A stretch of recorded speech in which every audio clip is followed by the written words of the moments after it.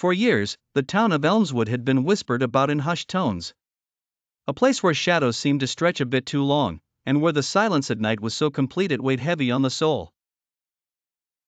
However, the most disturbing stories revolved around the old cemetery at the outskirts, where graves were not just homes to the departed but entryways to something far more sinister. Emma, a curious historian with a knack for unearthing the truth, heard these stories and felt an inexplicable pull toward Elmswood. She arrived with her camera, notebook, and an insatiable curiosity that had driven her to this eerie destination. From the moment she stepped foot in the town, an unnerving feeling of being observed crept up her spine. Undeterred, Emma started her research, visiting the cemetery that very night.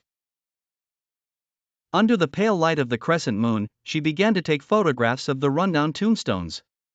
A chilly breeze whispered warnings through the leaves, making her nerves tingle. It was then she noticed a figure, cloaked in darkness, standing by a particularly ancient grave. Her heart pounded as she approached, thinking it might be another historian or a caretaker. But as she got closer, the figure dissipated into the air like mist. Emma shook her head, blaming her imagination and the ghost stories she'd read. Determined, she bent down to examine the grave. It was inscribed with symbols that weren't familiar to her, symbols that seemed to writhe in the moonlight.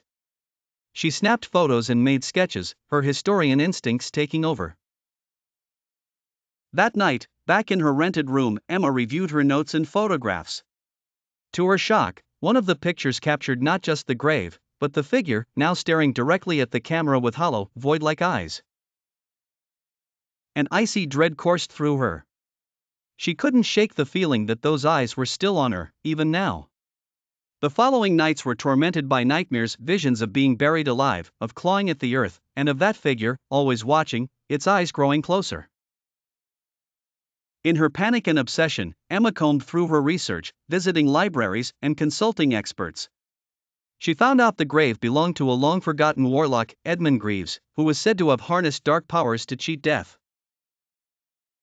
The stories said his spirit lingered, bound to his resting place until someone could decipher his cryptic tombstone and release him. Emma was both horrified and intrigued. Her discoveries were too monumental, the historian in her couldn't walk away. She returned to the grave, equipped with newfound knowledge. She chanted the ancient incantations, her voice trembling, drawing the symbols in the air as described in the tomes. Suddenly, the ground began to quake. The grave split open, and from the dark abyss crawled the grotesque, decayed form of Edmund Greaves. His eyes, those void-like eyes, met hers once more, now filled with malevolent recognition. Emma realized too late that she had made a grave mistake. Instead of releasing his soul, she had revived his curse. The last thing she saw was his twisted grin as the earth swallowed her screams, the cemetery reverting to an eerie silence, with one more ghost story added to its lore.